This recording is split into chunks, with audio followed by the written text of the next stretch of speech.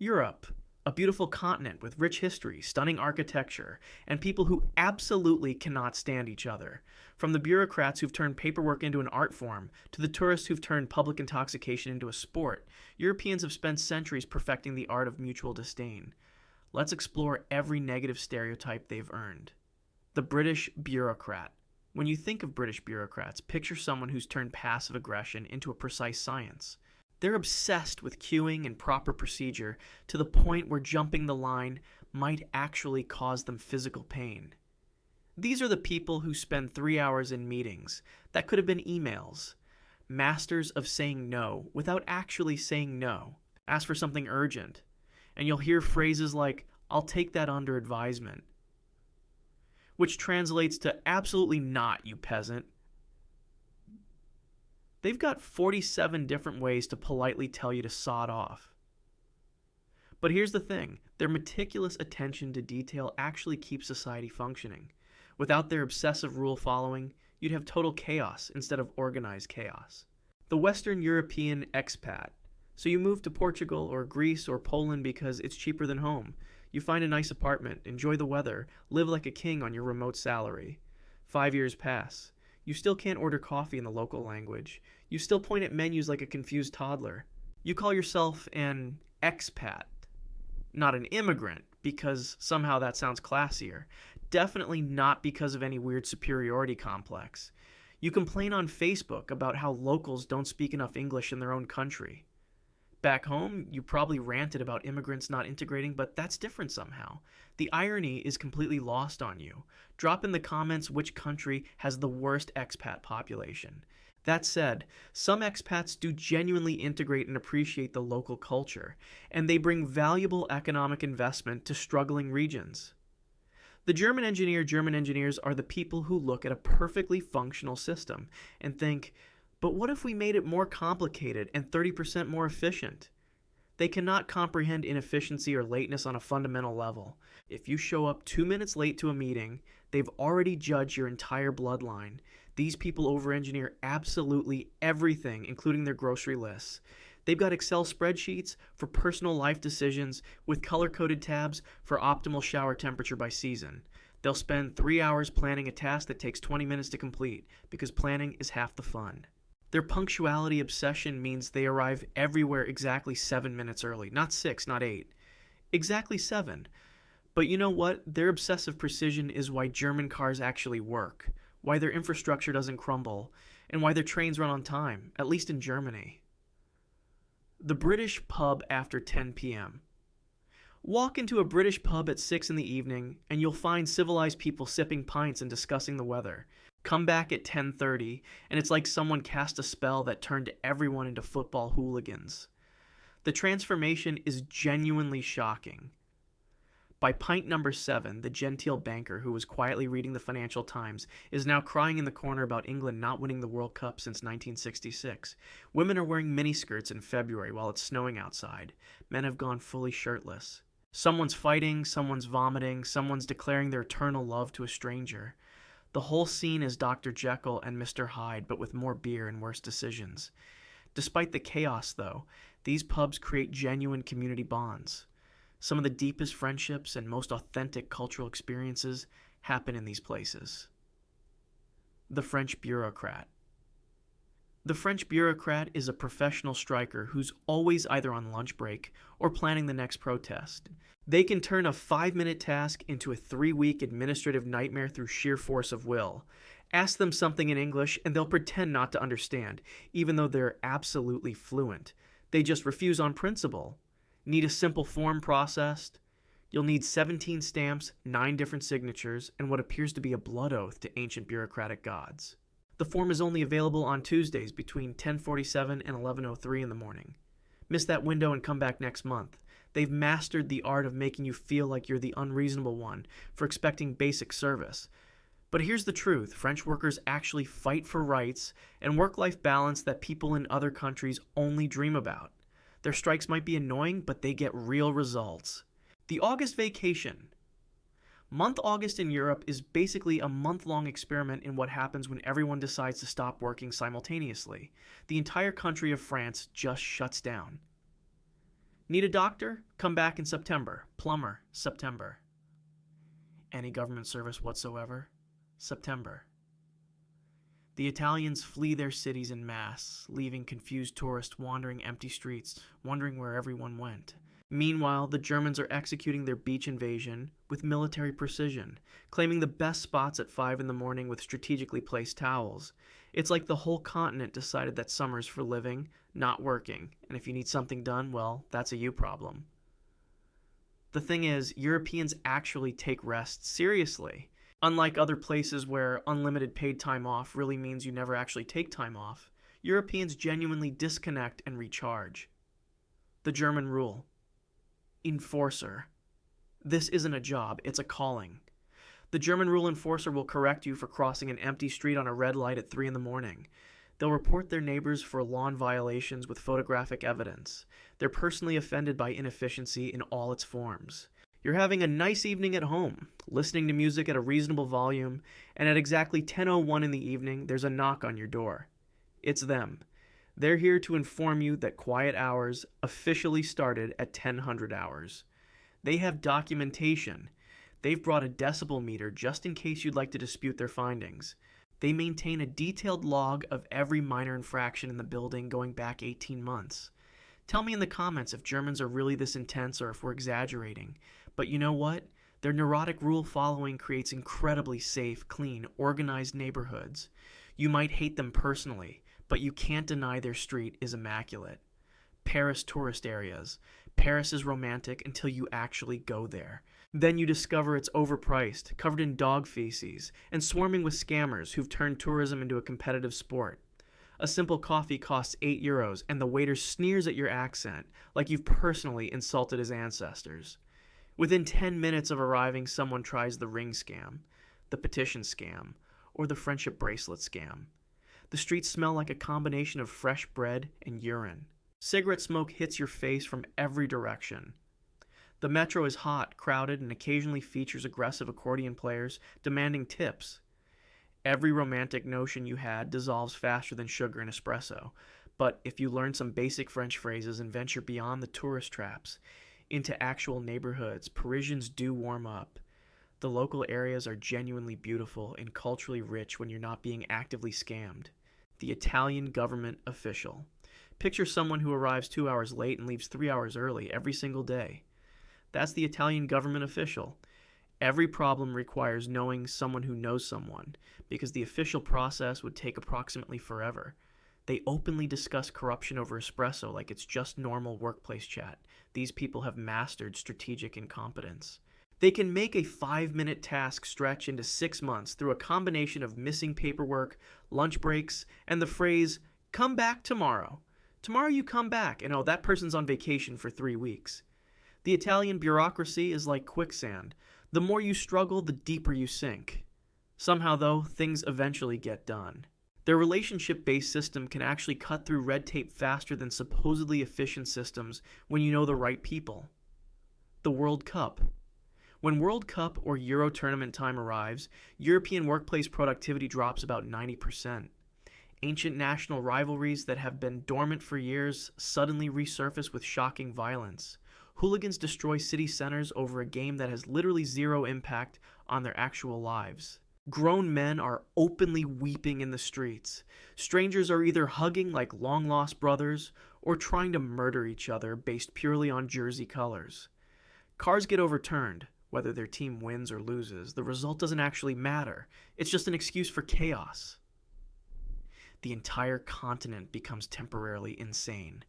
Businesses schedule around matches because they know nobody's working anyway. But you know what? These tournaments create rare moments of genuine national unity. Everyone from every background and social class comes together. It's tribalism, but mostly the fun kind. The Spanish waiter. Spanish waiters operate on what can only be described as island time, despite being on a continent. Dinner service doesn't start until 10 in the evening, and if you show up at 7 expecting food, that confusion is entirely your problem to deal with. They're loud, passionate, and utterly immune to your sense of urgency. You could be late for a flight, and they'll still take their time because rushing through life is for tourists. Ask for the check, and you'll wait 45 minutes minimum. When you finally flag them down to express that you're in a hurry, they look genuinely offended. "Relax, it's just life, no?" they'll say while taking another 10 minutes to process your payment. Everything moves at exactly half the speed you expect. The Spanish waiter is basically teaching Northern European workaholics an important life lesson, that 3-hour lunches aren't lazy, they're actually living. The Eastern European babushkas possess psychic level abilities to predict weather patterns and your personal failures with equal accuracy. They carry enough food in their bags to feed a small army at all times. Walk past one and she's already judging you, your life choices, your outfit, and especially your eating habits. She wears a headscarf year-round, regardless of temperature. If she sees you eating store-bought food, she has a personal heart attack right there. "This is not food, this is garbage," she'll announce to everyone within hearing distance. She raised 6 children during wars, survived communism, lived through economic collapse, and she's still standing strong while complaining about young people. Her kitchen is a sacred space, where recipes passed down through generations are prepared with ingredients that somehow taste better than anything you can buy. These women are the backbone of entire family structures across Eastern Europe. Eastern European apartment blocks. Soviet-era concrete brutalism in its finest form. These apartment blocks are depressing gray monuments to an aesthetic that can only be described as architectural despair. Babushkas watch everything from their windows. They know who's coming, who's going, and who's having an affair. There's always some random drunk uncle sitting on a bench outside smoking and philosophizing about life.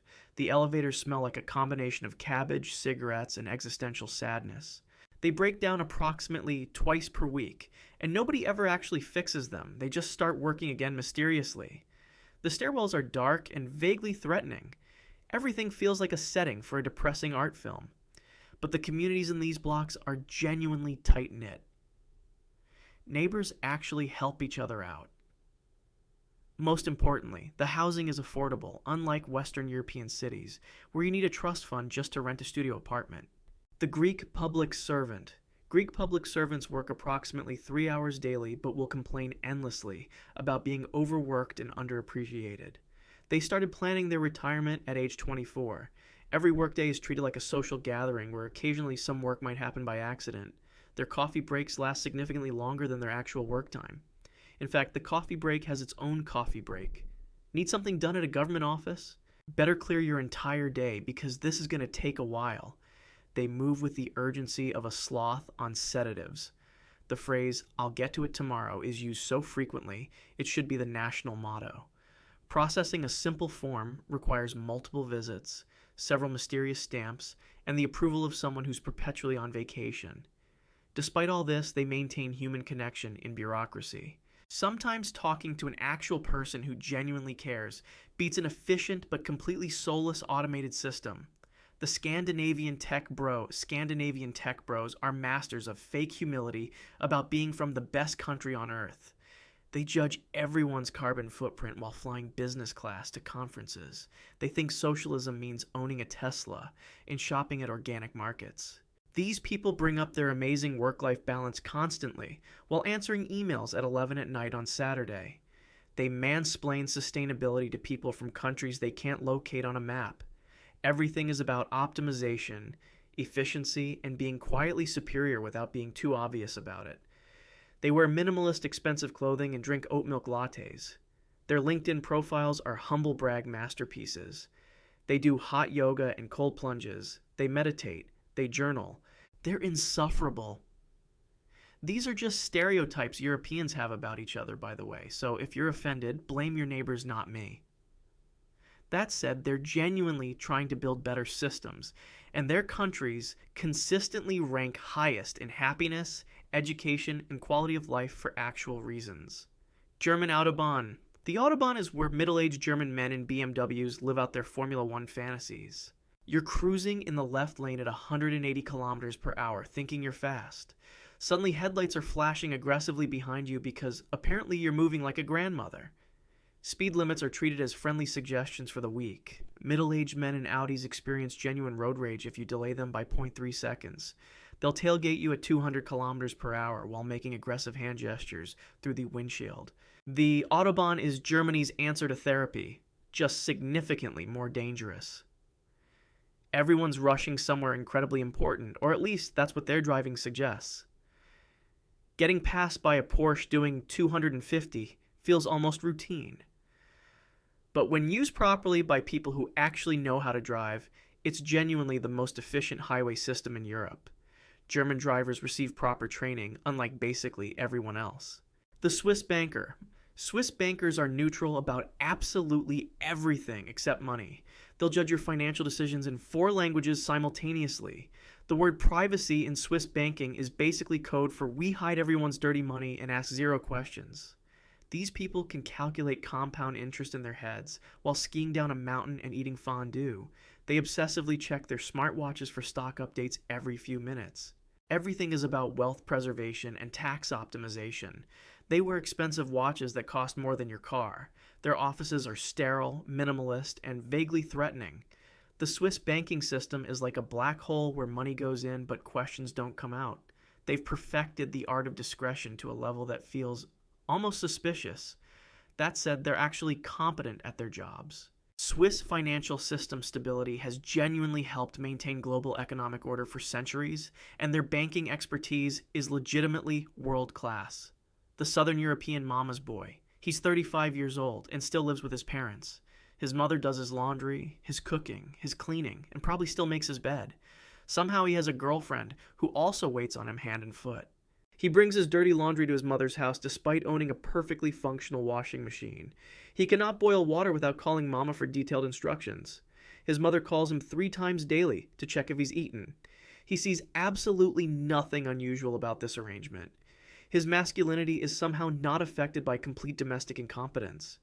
Every major life decision requires maternal approval. He's basically a child in a man's body. The girlfriend is either a saint or completely delusional, possibly both. But strong family bonds do create genuine support systems. Multi-generational living actually saves money and provides natural childcare and elder care. What looks like immaturity is partly just different cultural values about family structure. Strike season in France. French unions announce a strike and everyone just sighs and accepts their fate. Trains are canceled, flights are grounded, the entire country effectively stops functioning. Public sector workers strike demanding a 12% raise despite already having 35-hour work weeks and 6 weeks of vacation. The rest of Europe is stuck unable to travel through France. The strike lasts for weeks. The government initially refuses. The strikers dig in. Eventually the government caves. Everyone goes back to work. 3 months pass. Another strike begins. The cycle repeats endlessly, like some kind of labor dispute Groundhog Day. Tell me in the comments if your country has better or worse strikes than France. Tourism suffers. Businesses lose money. People miss flights and weddings and funerals. But French workers are actually fighting for rights instead of accepting corporate exploitation. Their strikes genuinely protect labor standards for all of Europe, even when they're incredibly annoying. The Dutch businessman. The Dutch are legitimately the cheapest people on earth. They'll split a restaurant bill 47 different ways to ensure perfect financial fairness. They're aggressively direct to the point where it crosses into rudeness. They're tall, blonde, and extremely aware of both facts. A Dutch businessman will bring homemade sandwiches to a Michelin star business dinner to save money. He bikes to the office wearing a €5,000 suit. He thinks spending money on anything unnecessary is a personal moral failure. His directness means he'll tell you exactly what he thinks of your business proposal with zero sugarcoating, no corporate speak, no polite deflection, just brutal honesty delivered with a slight smile. The Dutch are basically the opposite of British bureaucrats. They say exactly what they mean. Some people find this refreshing, others find it insulting. Either way, you always know exactly where you stand with them, which honestly beats passive-aggressive corporate nonsense. The Eastern European programmers can fix absolutely anything with duct tape and vodka. They earn Western salaries, but live like kings back home, where rent costs €300 monthly. They're permanently unimpressed with Western problems, because their definition of hardship's completely different. You complain about your difficult childhood, and they laugh while casually mentioning they walked 10 kilometers to school through actual minefields. Maybe they're exaggerating, maybe they're not, you'll never know because they deliver it completely deadpan. They're brilliant coders who learned programming on ancient computers that barely functioned. They work insanely hard because they remember what actual poverty looks like. Western colleagues complain about office coffee quality, while Eastern Europeans are just grateful the building has heating. They're genuinely humble, despite being extraordinarily skilled. They built half of Silicon Valley's back-end infrastructure, while getting paid a fraction of what American programmers make. Now they're finally getting recognition and proper compensation. Mediterranean beach in summer. Mediterranean beaches in summer are overrun with British tourists who arrive pale as ghosts and leave looking like lobsters. Germans claim the best sun loungers at 5 in the morning, using towels as territorial markers. Locals gouge prices on everything, selling water bottles at 10 times normal markup. British tourists refuse sunscreen because apparently applying sunscreen is for weaklings. They spend the entire day drinking in direct sunlight. By evening, they're screaming in pain from severe burns, while their skin literally peels off in sheets. The beaches are packed to the point where you can barely find sand to sit on. Everything smells like sunscreen, sweat, and grilled seafood. Drunk people are everywhere making questionable decisions, but the weather genuinely is beautiful. The coastlines are stunning, and the atmosphere is fun if you avoid peak tourist season. Off-season, the locals are actually friendly, and the beaches become paradise. Christmas market season. Every European city claims to have the most authentic traditional Christmas market. They're all selling the exact same mass-produced ornaments from China. Glühwein costs €7 for what amounts to a thimble of spiced wine. Germans walk around judging everyone else's inferior markets while pretending theirs are the only legitimate ones. Tourist traps are everywhere, selling handmade goods that were definitely manufactured in a factory. The markets are crowded, overpriced, and basically identical from city to city. Everyone's freezing while pretending to have a magical time. Pickpockets work the crowds like it's their full-time job. The same terrible cover of Last Christmas plays on repeat until you want to throw yourself into the nearest mulled wine vat. Despite all this, though, the atmosphere genuinely is magical. The lights are beautiful, there's real community feeling, and Glühwein actually does make freezing winter weather bearable. It's overpriced but legitimately enjoyable. The British stag and hen party tourist. British stag and hen parties travel to cheap European cities for the sole purpose of getting blackout drunk in public. They wear matching t-shirts with offensive slogans and inflatable penis costumes. They vomit on historic cobblestone streets while screaming football chants. These groups fly to Prague or Amsterdam or Budapest and don't see a single museum. They go directly to Irish pubs, drink exclusively British beer, then complain the local beer tastes weird.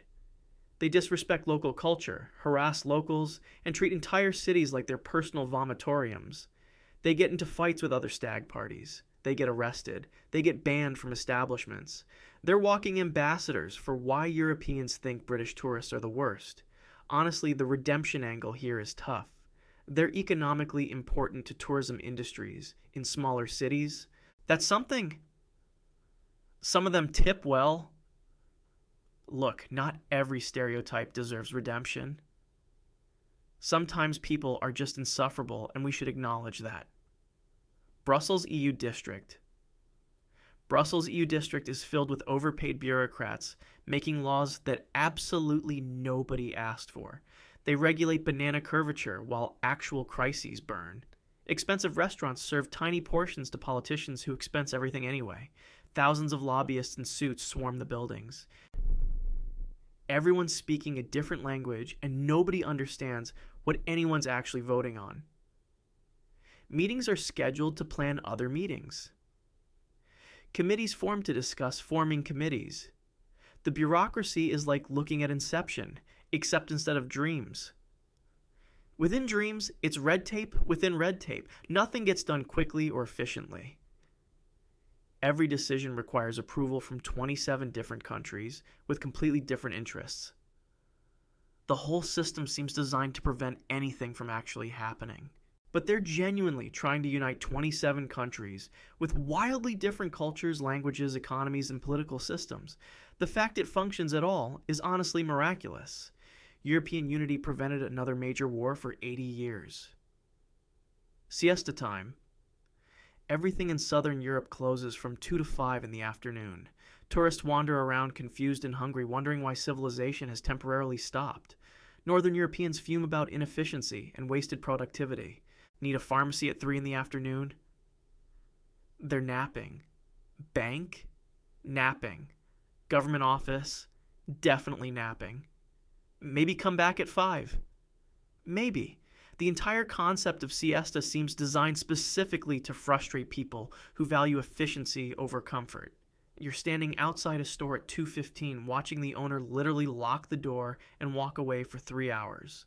Work-life balance is taken to such an extreme that work almost seems optional. But siesta actually prevents burnout and heat exhaustion during the hottest part of the day. Countries with siesta culture consistently show longer life expectancy and better mental health outcomes. Maybe forcing everyone to rest instead of grinding themselves into dust is actually healthier. The German rule. Enforcer returns. Remember that German rule enforcer from earlier? He's evolved. Now he's measuring your grass height with an actual ruler. He photographs your improperly sorted recycling bins from multiple angles for evidence. He's timing your shower length because water conservation is everyone's responsibility. He created a neighborhood watch group that exclusively watches you. He maintains a binder of your violations going back 6 months with timestamps and witness statements. He knows when you came home late. He documented the suspicious package delivery. He noted that your curtains don't match the building aesthetic guidelines. Every morning he's watching. Every evening he's watching. You're never alone because he's always there, clipboard in hand, ready to document your next infraction. And you know what? Without him, the neighborhood would descend into complete chaos. Admit it, you actually need him. His obsessive monitoring keeps property values high and crime non-existent. The expat evolution, that Western European expat from the beginning. Year 7 in country, and they've reached final form. Now they're teaching locals how things are done properly back home. They started a blog called 10 Things Wrong with Portugal, or wherever they landed. They joined an expat Facebook group where they exclusively complain about their host country, with other expats who also refuse to integrate. They're genuinely surprised locals don't appreciate their helpful suggestions for improvement. They still point at menu items to order food. They still can't have a basic conversation. They attended one language class 3 years ago and gave up because it's too hard. They've created a bubble of other English speakers and never leave it. Some eventually go home complaining the country wasn't what they expected.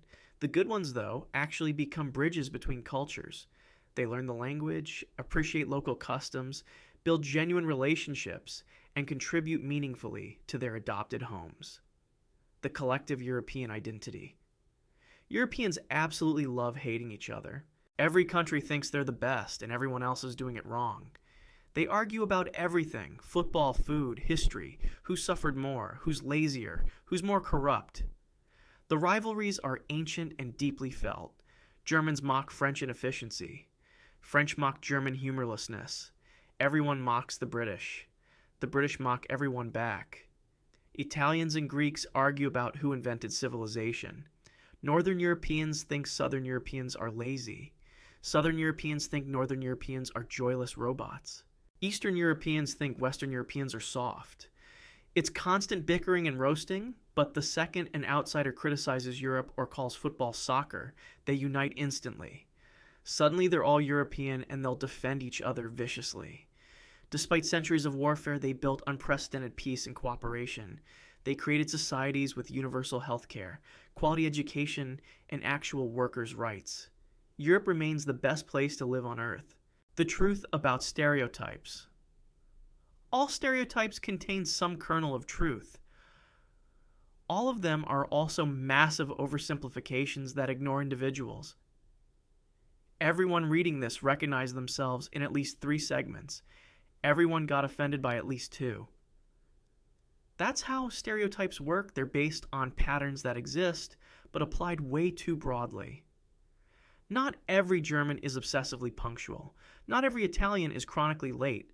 Not every French person is on strike. But enough people fit the pattern that the stereotype persists. Which European country stereotype hit most accurately? Which one is complete nonsense? These stereotypes are really just shorthand for cultural differences that actually make Europe interesting. The diversity is a strength, not a weakness. Different approaches to work, time, relationships, and bureaucracy create friction, but also innovation. Laughing at ourselves and each other is perhaps the most European thing of all. Self-deprecating humor while secretly believing your country is superior, that's the real European identity. So yeah, those are all the negative European stereotypes. Some are definitely true, some are exaggerated beyond recognition, and some are pure fiction that people believe anyway. Let me know in the comments which stereotype I got most wrong or most right. Subscribe for more content roasting entire continents.